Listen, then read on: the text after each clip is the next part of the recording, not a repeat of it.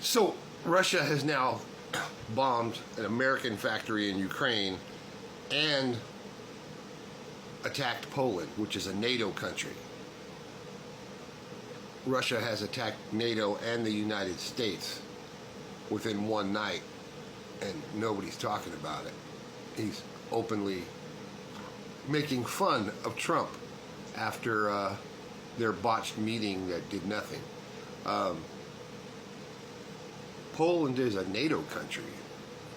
That means that all of Europe and NATO will come to defend Poland, and Russia is bombing them. This is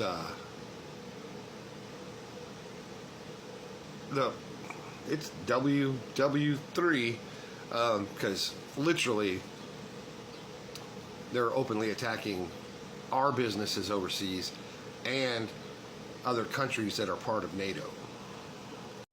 Ukraine's president says an American factory was among the buildings hit in this latest attack by Russia, which targeted parts of western Ukraine, where it's believed much of the military aid sent by allies is stored.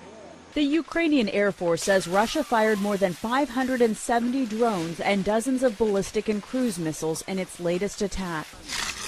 President Volodymyr Zelensky says the barrage targeted civilian infrastructure, residential buildings, and even an American-owned electronics factory.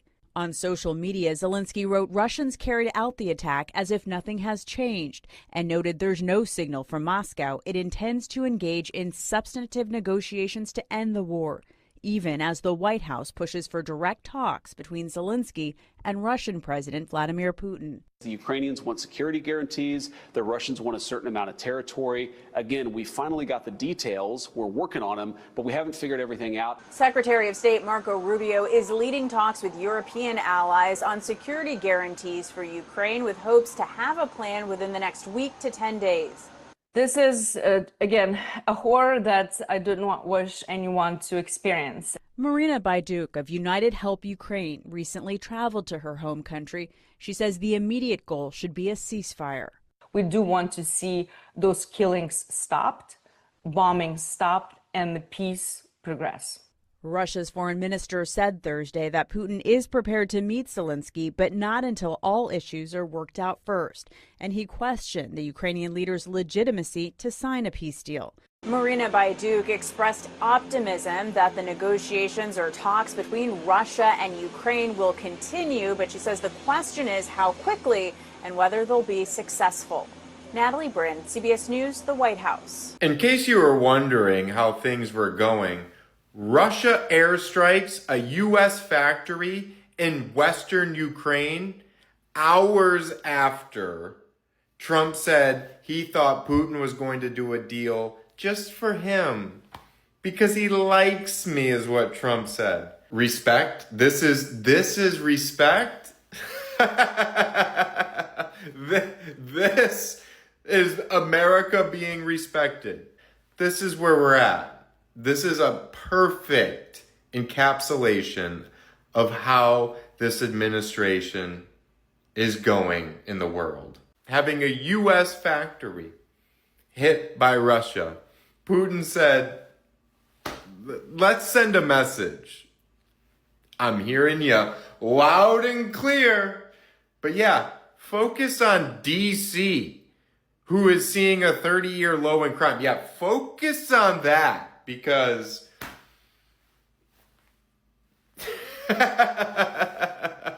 respected.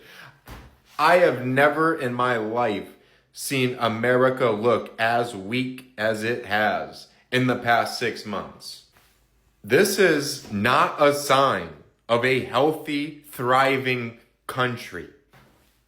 All of this redistricting going on in all of these states, that is not a sign of a healthy, thriving country that is in a golden age. He said the golden age is here, so greatness is here. We have some major news right now. Russian missiles have struck an American business in Ukraine. Vladimir Putin has struck an American business in Ukraine following talks with Donald Trump in Alaska. Now, before I continue, this is not going to trigger the United States military getting involved in this war.